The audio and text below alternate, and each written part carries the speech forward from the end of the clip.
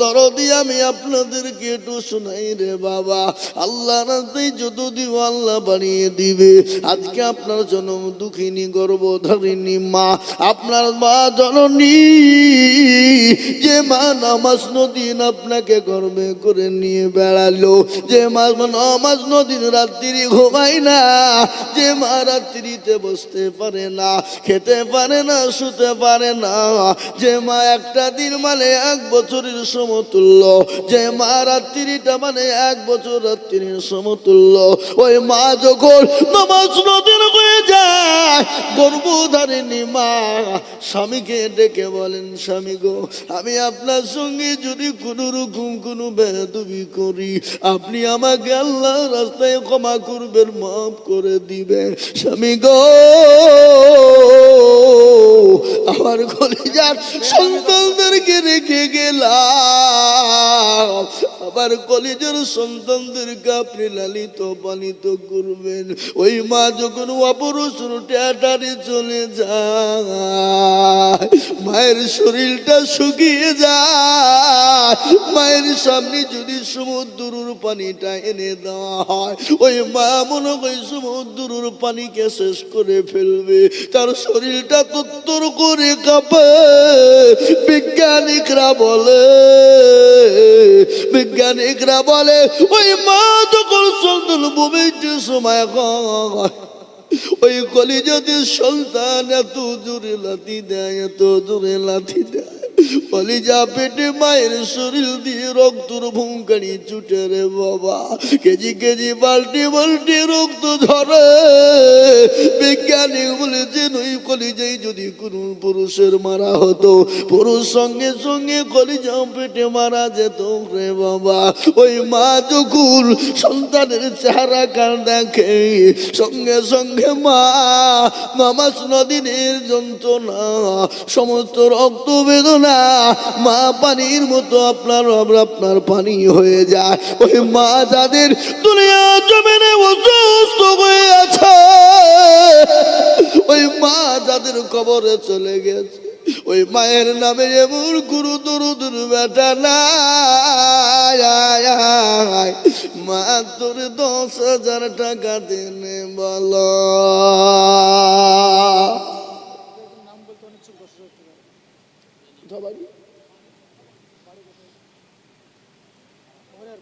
হরিহার পাড়া ও সরবপুরের লোক, ये लज्जा की बात है, इस शर्म आने चाहिए।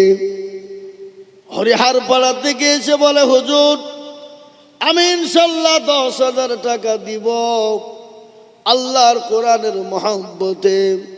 ওগো শরীফপুরের মুসলমান, যে দেশে কোরআনের মাদ্রাসা থাকে, যেখানে কোরআনের তালিম হয়, আল্লাহর রহমত তাদের উপর বর্ষণ হয়। এ দেখেন, দেখেন উঠতে দেখেন, এই আপনারা উঠছেন কেন, কি কাজ? আল্লাহর নবীর দলে কিছু দল থাকতো বুঝলেন, কখনো বলতে ইয়া রাসূলুল্লাহ আপনার দলে, আবার ওখান থেকে বেরিয়ে যে আবু জেহেলকে বলতে না মোহাম্মদের কাছে ইয়ার কি করতে গেছিল, আসলে আপনার দলে। আল্লাহ বলেন, নবী আপনি চিনেন না, যাদেরকে বন্ধু মনে করেন ওরা বন্ধু নয়, ওরা হলো পাকা মুনাফিক। কিন্তু জালসা থামেন, যারা জালসাতে এসছে বুঝলেন, কিছু লোক বক্তব্য শুনছে, যখনই আদায় শুরু করবে তখন উঠে পালাবে, দেখবেন তারা মুনাফিক। কি ফিক জোরে বলুন, হ্যাঁ কি নাম? সুবহানাল্লাহ, জোরে বলেন নারে তাকবীর, আল্লাহু আকবার, আরেকটু জোরে বলেন নারে তাকবীর। বেনামিতে দুটো 10,000 হয়ে যাবে।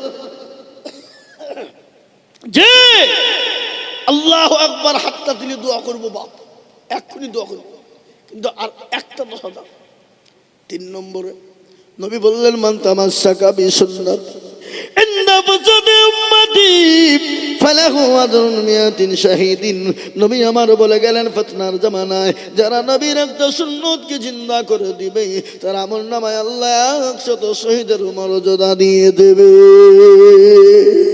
বলে হুজুর গো আমার কাছে জানা যে মাল্লাই ও হুজুর আমি পরে অল্প অল্প করে দিয়ে সারা বছরের মধ্যে শোধ করে দিব। তাই 10,000 টাকার দাতা এই মাদ্রাসার হেতাকাঙ্ক্ষী সেক্রেটারি ক্যাশিয়ার সভাপতি কমিটি সকলকে বলবো 3 নম্বর আর একজন 10,000 টাকা দিয়ে আমার আল্লাহর দরবারে হাত কাটা উঁচু করে দেব ইনশাআল্লাহ। আর একটা 10,000 টাকা দাতা আপনারা মনে করছেন বেনামিতে দিলে নেকি বেশি হয়। এ বাবা আপনার দেখে যদি আর একজন কেউ দেয় তাহলে আপনার নেকি তো কিন্তু ডবল হয়ে যায়। তাই আমি আপনাদেরকে বলি বাপ 2 নম্বর 10,000 হয়ে গেল। 3 নম্বরের একটা আল্লাহর বান্দাকে বলবো আমি আল্লাহর দরবারে একটু হাতটা তুলে দোয়া করবো। বাবা কে আছে বাপ একটু হাতটা তুলে দিয়ে 10,000 টাকা হাতটা তুলবো ইনশাল্লাহ। এ বাবা যে দেশের মানুষের গ্রামে মাদ্রাসা দেখবে সে দেশের মানুষ যদি দালশীন না হয়, দিল যদি ভালো না হয়, অন্তর যদি ভালো না হয়, সে মাদ্রাসা বড় হতে পারে না, পারে না। বেলডাঙ্গা সুরুলিয়া জুরুলিয়ায় চলে যান, সারগাছি চলে যান, বেলডাঙ্গার মানুষ কোটি কোটি টাকা দেয়, লাখ লাখ টাকা দেয়। সেদিন সুরুলিয়া মাদ্রাসায় জালসা করলাম, কর্ণ সুবর্ণ থেকে 2 জন ব্যক্তি এসে বললো 3 লাখ করে 6 লাখ। ওরা দিতে চেয়েছিল 1 লাখ। আমি তাদেরকে একটু অনুরোধ করলাম ভাই মাদ্রাসা, বলে ঠিক আছে 3 লাখ করে দিব। এ বাবা সুরুলিয়া মাদ্রাসা 1,22,00,000 টাকা কালেকশন। সুবহানাল্লাহ, রাসূলুল্লাহ বলেন আরে তুমি 3 নম্বর হয়ে গেল। মাদ্রাসার সেক্রেটারি মমিনুল ইসলাম তিনি বলেছেন আমি 10,000 টাকা দিব। 3 নম্বর হয়ে গেল। একটা কথা বলুন তো, আসমানি কিতাব কয়টা? জোরে বলবেন কয়টা? জোরে বলুন। 4টা, তাওরাত, জবুর, ইনজিল আর লাস্ট ফিনিশিং হলো কোরআন। বলুন তো কোরআনের মর্যাদা কম না বেশি? জোরে বলুন। কোরআনের মর্যাদা এত বেশি, এত বেশি, পৃথিবীর জমিনে ওর মতন মর্যাদার কোনো জিনিস নাই। এ কোরআন কি জিনিস আপনাদেরকে বললে আপনারা বুঝতে পারবেন। ইংল্যান্ডের মাটিতে একবার প্রতিযোগিতা হয়েছিল। প্রতিযোগিতা বুঝেন না? এই প্রতিযোগিতা বুঝেন না আপনারা? ইংল্যান্ডের মাটিতে প্রতিটি ধর্মগ্রন্থের একটা প্রতিযোগিতা হয়েছিল। কিন্তু ওই ধর্মগ্রন্থর প্রতিযোগিতা চলতে গিয়ে তিনি একজন জাজম্যান ছিলেন। প্রতিটি ধর্মগ্রন্থ থেকে 10 মিনিট করে টাইম দেওয়া হলো। কিন্তু আল্লাহু আকবার, শেষ বেলাতে মুসলমানদেরকে টাইম দেওয়া হলো। সুবহানাল্লাহ, জোরে বলি নারে তাকবীর, আরো জোরে বলি নারে তাকবীর। নওয়াজ শরীফ 10,000 টাকা দাতা। আর একবার বলুন না মারহাবা। আমি এক্ষুনি দোয়া করবো, কিন্তু বয়ানটা শোনাই। শোনাবো না? শোনাবো না? শোনাই। হযরতে কারি মসজিদকে ডাকা হলো শেষ ম্যাচ। 10 মিনিট করে টাইম দেওয়া হলো, 1 মিনিট পার হতে দেয় না। শেষমেশ কারি আব্দুল বাসিরকে ডাকা হলো। বলে ও কারি আব্দুল বাসির, তোমাকেও 10 মিনিট ধর্মগ্রন্থ থেকে শোনাও। ভালো করে শুনবে কথাটা। তোমাকেও 10 মিনিট টাইম দেওয়া হলো। কারি আব্দুল বাসির তিনি করতে 4 মিনিট শেষ। মুসলমানরা বলছে কি হইল এটা? সবারই 10 মিনিট করে গেলি তো কায়দা করতে করতে 4 মিনিট ফিরিয়ে দিল রে, এ তো মানের যত থাকলো না। কি হবে? করতে করতে 5 মিনিট শেষ। হাতে মাত্র 5 মিনিট। মুসলমানদের মাথাটা হ্যাট হয়ে গেল, কি হবে কি হবে। এ বাবা, কারি আব্দুল বাসির চলে গেলেন। জোর পরে বলল আমি শুরু করি। বলে হ্যাঁ শুরু করুন। কোন সূরা শুরু করলেন? যে কিয়ামতের দিন আমার আল্লাহ জান্নাতের দরবারে আমার আল্লাহ তার বান্দাদের সামনে নিজেই তিনি পড়বেন। যে কোরআন অবতীর্ণ করলেন, যিনি কোরআনের মালিক, তিনি কোরআনের আয়াতটা সূরাটা পাঠ করবেন। সেই সূরা থেকে শুরু করলেন কারি আব্দুল বাসির। কানে হাত দিয়ে শুরু করলেন আর রহমানু আল্লামাল কোরআন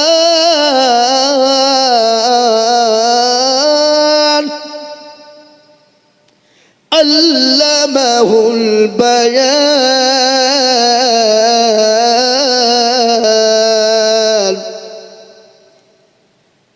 কারি আব্দুল বাসিত যখন কোরআন থেকে যখন শুরু করলেন, 5 মিনিট কেন 15 মিনিট পার হয়ে গেল, 20 মিনিট পার হয়ে গেল, 1 ঘন্টা 10 মিনিট হয়ে গেল।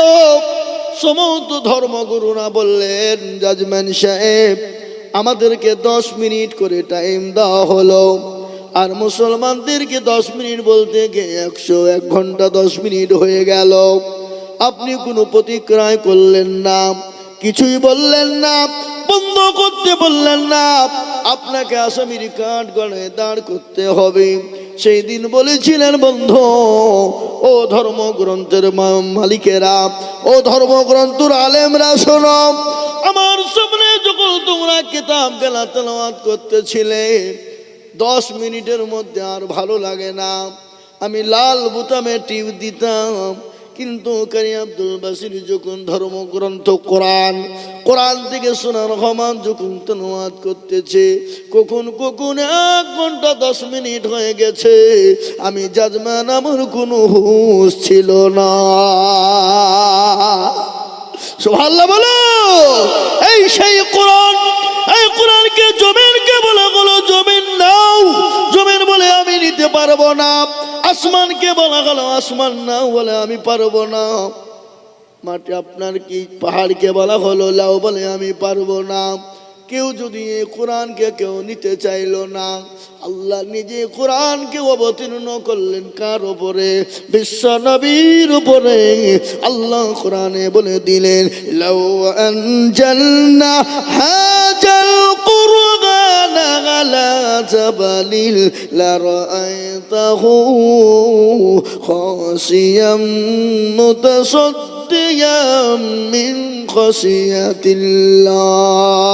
আল্লাহ পাক রব্বুল ইজ্জত বললেন, এই কোরআনকে যদি নবীর উপর অবতীর্ণ না করে দিতাম, এই কোরআনকে যদি আসমান এবং জমিনের উপর অবতীর্ণ করে দিতাম, আসমান জমিন গুলা চূর্ণ বিচূর্ণ হয়ে যেত, তুলুর মতো তারা উড়তে থাকতো। সুবহানাল্লাহ বলো। এই কোরআনের এত মূল্য, এত দাম, 4 নম্বর কোরআন ওয়ালা হয়ে গেল 10,000 করে। ইসলামের খুঁটি হলো 5, হাতের আঙ্গুল হলো 5, নামাজ হলো 5। আপনাদের দেশে নামাজ কত হয়? এই ঠিক করে বলেন, ঠিক তো?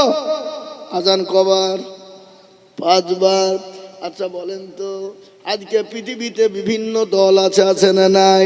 হানাফি, দেওবন্দি, বেরেলি, আজান গাছি, ফুরফুরা, হড়হড়ে, ললডাঙ্গা, পেয়ারডাঙ্গা, আলহারি, হানফি, শাফি, মালিকি, কুষ্টিগিরি, ছোট পীর, বড় পীর, অমক পীর, তমক পীর আছে না নাই? জোরে বলুন। এই কথা বলেন না কেন? আছে না?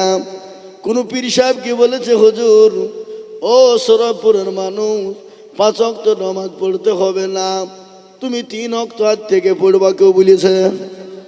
কোন ফারাজি বলেছে? আহলে হাদিস আজ যে 5 ওয়াক্ত যতদিন পড়লেন আর পড়েন না, আজ থেকে খালি ফজর আর এশা পড়বেন, বাদ বাকি পড়েন না বলেছে কোনদিন? কথা কয় না?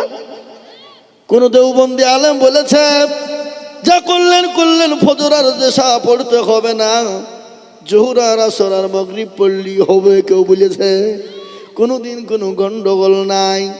কোন ফারাজি, আহলে হাদিস, হানফি, শাফি, বেরেলি বলেছে নাকি কোরআন পড়ো না বলেছে নাকি? কোরআনে অমুক আছে বলেছে নাকি? এদিকে কোনো ঝামেলা নাই। আজকে আমাদের দেশে নামাজ নাই, রোজা নাই, কুল নাই, কলমা নাই, উত্তর দক্ষিণ কিছু নাই, নফল আর সুন্নত নিয়ে মারামারি হয়। এই কথা বলেন না কেন? কথা বলছেন না? ফরজ মানতে পারে না, আর সুন্নত আর নফল নিয়ে মারামারি হয় না যেটা বলুন। তাহলে বাবা এটা বুঝে নিতে হবে, এটা পকেট গরম করার জন্য ফতুয়াবাজি হয়। কি বুঝেন আপনারা বলুন? ফতুয়াবাজি হয়। এটা মৌলবীদের পেট চালানোর লেগে, কাছিরা নিয়ে মৌলবীদের, মোল্লাদের। আজকে দেখেন আমাদের বাড়িতে মা বোনদের বাচ্চা হওয়ার টাইম হলে সিজার হয় না জোরে বলুন। কিন্তু ডাক্তারের বাড়িতে কোনোদিন সিজার ডাক্তারের বইয়ের হয় না। কেন? মাল জানে কি খাওয়ালে নরমাল হবে, বুঝলেন না? আর কথা বলেন না? মৌলবীর বাড়িতে কোনোদিন মিলাদ হয় না। কেন হয় না তা জানেন? মৌলবি জানে যে মিলাদ করিয়ে কোনো লাভ নাই, খামাখাই পয়সা খরচ হয়, তার জন্য মৌলবি মিলাদের ফতোয়া দেয় না। কেন? তার পকেট গরম হয় না। ওই কথা বোঝে না? থামেন থামেন, সব বলবো, বলবো তো বটে। সুবহানাল্লাহ, দেখো না নাকি? ইনশাল্লাহ আমার বাপজি ভাইয়েরা, 4 নম্বর হয়ে গেল। আর একজন দরদিকে বলবো ভাগ্যবান হবেন যিনি 5 নম্বর ওয়ালা 10,000 টাকার দাতা, হাত উঁচু করে নামটা লিখে দিবেন তিনি। ইনশাল্লাহ আর একজন মাত্র 10,000 টাকা। আমার মায়েরা বোনেরা, ও জননী মা গো, তোমরা তো লক্ষ্মীর ভান্ডার পাও, পাই না গো? এই দেশে পাই না নাকি? পাই। আমার মা বোনেদেরকে বলবো, মা লক্ষ্মীর ভান্ডারের 1,000 টাকা করে ওয়াদা করো রে মা। লক্ষ্মীর ভান্ডার আমাদের দেশের সরকার মাননীয়া মমতা ব্যানার্জি দেন, কিন্তু মা তোমাকে দেয়, কিন্তু ওই টাকাটা তুমি দান করতে পারো, নিজে খেতে পারো, তুমি যা ইচ্ছা তাই করতে পারো, কারো বাধা নাই। কি বুঝেন আপনারা বলুন? পারে না? পারে না? আমি বলবো মা, ও সুরপুরের মায়েরা, আমার বোনেরা, আমার খালেরা, ও আমার জননী, আমি তোমাদের সামনে বয়ান তোমাদের জন্য করব। মা গো, তোমাদের কাছে আমি 1,000 টাকা ওয়াদা করতে বলবো। আমি মাদ্রাসার কমিটিকে বলবো, আপনারা খাতা কলম নিয়ে মায়েদের কাছে যান। ইনশাল্লাহ 12 মাসের মধ্যে 11 মাস তুমি খাবা, আর একটা মাস তুমি মাদ্রাসায় টাকা দিবা। দিবে না? দিবে না? অবশ্যই দিবে। কি বুঝছেন আপনারা বলুন? হ্যাঁ হুঁ কিছু করছে না গো? হ্যাঁ, ভয়ে নাকি টাকা চাবে বলি? এই মুসলমান, ঠিক রাখো ঈমান, ইসলামের বাতি যেন ডুবায় না। আর কেন দেবেন না? এই দিনের জন্য, ইসলামের জন্য নবী মার খেলেন, তাইফের ময়দানে রক্ত দিলেন, উহুদের প্রান্তে তিনি আপনার রক্ত দিলেন। এমনকি দেশ ছেড়ে নিজের জন্মভূমি ত্যাগ করে মদিনার পথে চলে গেলেন। গজল আছেন না, আজ নবী গো আমার বানায়া বাজার, শুয়ে আছে সোনার মদিনা।